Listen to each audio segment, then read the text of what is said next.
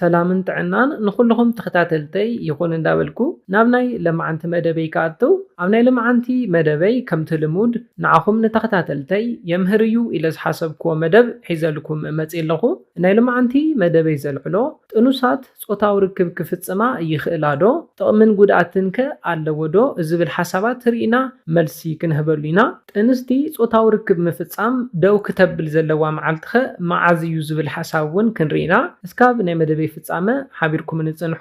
ነዚ ቻነል ሓደሽቲ ዝኾንኩም ሰብስክራይብ ብምግባርን ነታ ናይ ደውል ምልክት ሓንቲ ሻዕ ብምንካን ዝተፈላለዩ ናይ ፆታዊ ርክብ ናይ ጥዕና ከምኡውን ናይ ሓዳርን ናይ ፍቕርን ህይወት ኢንፎርሜሽን ትረኽብሉ ቻነል ስድራ ንኽትኮኑ ብኽብሪ ንሓትት። መደብና ናብ ብዙሓት በፂሑ ትምህርቲ ንኽወስድሉ ላይክ ጌርኩም ጀምርዎ። ስድራን ዝኾንኩምኒ እንዳመስገንኩ ናብ መደበይ ክምለስ። ፈለማ ንሪኦ ጥኑሳት ፆታዊ ርክብ ክፍፅማ ይኽእላ ዶ ዝብል ሕቶ ክንርኢና። ነዚ መልሱ ድማ እወ ክፍፅማ ይኽእላ እየን ዝብል እዩ።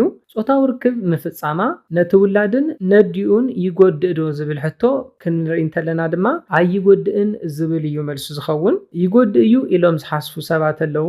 እዚ ድማ ናይ ደቂ ኣንስትዮ ኣናቶሚ ዘይምርድኦም እዩ። ማህፀንን ብልዕትን ሓደ ዝመስሎም ሰባት ኣለዉ። ፆታዊ ርክብ ዝፍፀም ኣብ ብልዕቲ ጥራሕ እዩ። ስለዝኾነ ድማ ፆታዊ ርክብ ምፍፃምክን ምስቲ ጥንሲ ዘተሓዞ ምንም ነገር የለን። ካብዚ ብተወሳኺ ድማ ቀፂለ ዝሕብረልኩም ነገራት ነቲ ጥንሲ ካብ ናይ ፆታዊ ርክብ ጉድኣት ይከላኸሎ እዩ። እቲ ቀዳማይ ንሪኦ ንማህፀን ከቢቦም ዝሓዝዎ ኣዕፅምቲ ኣለዉ። ኣብ መበል ካልኣይ ዘሎ ድማ ንማህፀን ከቢቦም ዝሓዝዎ ጭዋዳታት ኣለዉ። ኣብ መበል ሳልሳይ ንሪኦም ድማ በሪ ማህፀን ኣሎ። እዚ እውን ነቲ ጥንሲ ይከላኸሎ እዩ። ኣብ መበል ራብዓይ ንሪኦ ድማ ሽል ንብሎ እዩ። ነቲ ጥንሲ እዚ እውን ይከላኸሎ እዩ። ስለዝኾነ እዞም ኣርባዕተ ነገራት ነቲ ጥንሲ ዝከላኸልዎ እዮም። ስለዝኾነ ኣብ እዋን ጥንሲ ፆታዊ ርክብ ምፍፃም ምንም ፀገም የብሉን። ሓደ ሓደ መፅናዕትታት ከም ዝሕብርዎ 80% ደቂ ተባዕትዮ ምስ ጥንስቲ ፆታዊ ርክብ ክፍፅሙ እንተለዉ መድልኦም ነቲ ጥንሲ ከም ዝነኽኦ ይኣምኑን ይስምዖምን እዩ።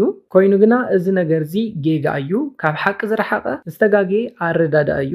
ብተወሳኺ ድማ ጥንስቲ ናይ ፆታዊ ርክብ ድሌት ስምዒትን የብላን ዝብሉ ዝተጋግዩ ኣረዳድኣ ዘለዎም ሰባት ኣለዉ። ኮይኑ ግና ጥንስቲ ፆታዊ ርክብ ድሌት ኣለዋ።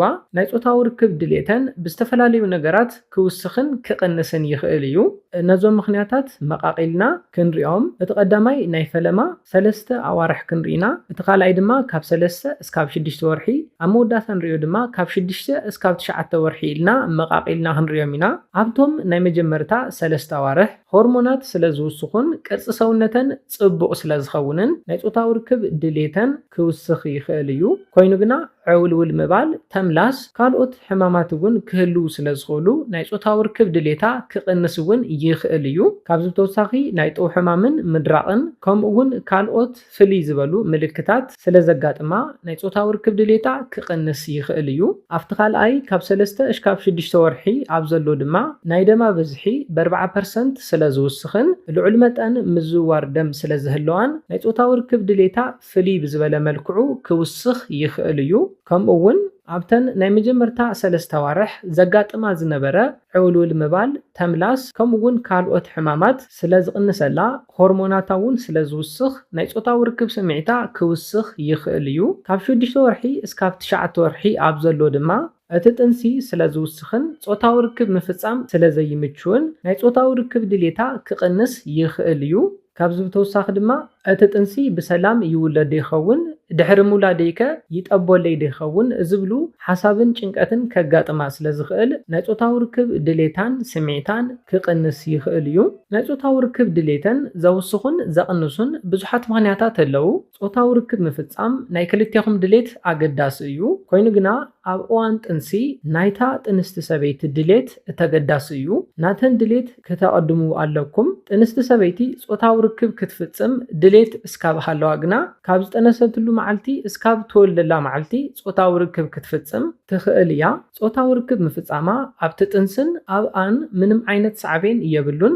ነዚ ምስ ረኣና ኣብ እዋን ጥንሲ ኮንዶም ምጥቃም ኣድላይ ድዩ ዝብል ሕቶ ክንምልስ። ምስ ተኣምንዮ ምስ በዓል ገዛኺ ወይ ድማ ምስ ኣፍቃሪኺ እንተዘይኮይኑ بزي كوندوم صوتاو ركب مفصام ن HIV نخالقوت بصوتاو ركب زمحلالفو حمامات كقالعكي يخاليو اب اوان طنسي بسيكشوال ترانسميتد ديزيز استتحازت سبيتي ወይ ድማ بصوتاو ركب زمحلالفو حمامات استتحازت سبيتي نبعلا ናብ ሓደጋ ካብ ምእተዋ ብተወሳኺ ነቲ ጥንስውን ናብ ሓደጋ ተእትወያ ጥንሲ ምንጻልውን ከጋጥመክን ይኽእል እዩ እቲ ዝውለድ ቆልዓውን ጎደሎ ኣካል ክኸውን ዝኽእለሉ ዕድል እውን ኣሎ ስለዝኾነ ክትጥንቀቕ ኣለክን ብዘይ ኮንዶም ጾታዊ ርክብ ትፍጽምሉ ተኣምንዮ በዓል ገዛኺ ወይ ድማ ኣፍቃርኺ ክኸውን ኣለዎ እቲ ኻሊእ ንሪኦ ሓሳብ ድማ ጾታዊ ርክብ ጥንሲ ምንጻል የምጽእ ዶ እቲ ቆልዓኸ ኣብ ዘይግዚኡ ንኽውለድ እውን ይገብር ዶ ዝብል ሓሳብ ክንርኢ ብተደጋጋሚ ብዝተገበሩ መጽናዕትታት ኣብ ጥንሲ ግዜ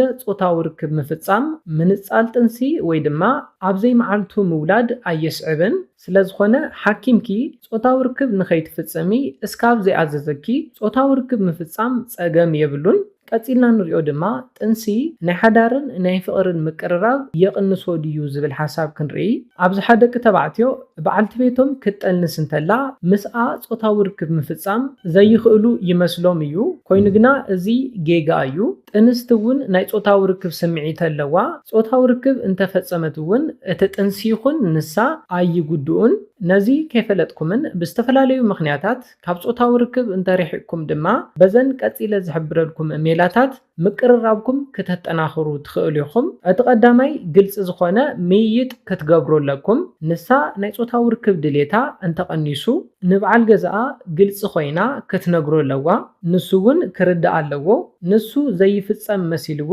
እንተኾይኑ ድማ ካብዚ መደብ ትምህርቲ ወሲዱ ጾታዊ ርክብ ክፍጽም ኣለዎ ኣብ እዋን ጥንሲ ኣፈላላይ ንኸይፍጠር በዘን ሜላታት ክትጥቀመለኩም ኣብ መወዳእታ ንሪኦ ጥንስቲ ጾታዊ ርክብ ክትፍጽም ዘይብላ መዓዝ እዩ ዝብል ሓሳብ ክንርኢ ቀፂለ ዝሕብረልኩም ምኽንያታት እንተሃሊክን ምስ ሓኪም እኹል ምይይጥ ጌርክን ጾታዊ ርክብ እንተትፍጸማ ይምረጽ ቀዳማይ ብብልዕትኽን ደም ዝፈሰክን እንተኾይኑ ጾታዊ ርክብ ድሕሪ ምፍጻም ክንውን ብተደጋጋሚ ደም ዝፈሰክን እንተኾይኑ ጾታዊ ርክብ እንተዘይትፍጸማ ይምረጽ ሜይቢ ንኢንፌክሽን ከቃልዕክን ስለዝኽእል ግድን ናብ ጥዕና ጣብያ ኸይድክን ክትምርመራን እኹል ዝኾነ ምኽሪ ወሲድክን ጾታዊ ርክብ እንተትፍጸማ ይምረጽ ኣብ መበል ካልኣይ ንሪኦ ድማ በሪ ማህፀን ክኽፈት እንተኢሉን እንተጀሚሩን እዩ ኣብዚ ግዜ ጾታዊ ርክብ ክትፍጽማ የብልክንን በሪ ማህፀን ከም ዝተኸፈተን ከም ዘይተኸፈተን ከረጋግጽ ዘለዎ ሓኪምኪ ጥራሕ እዩ እንተተኸፊቱ እቲ ጥንሲ ንዝተፈላለዩ ጸገማት ከቃልዖ ስለዝኽእል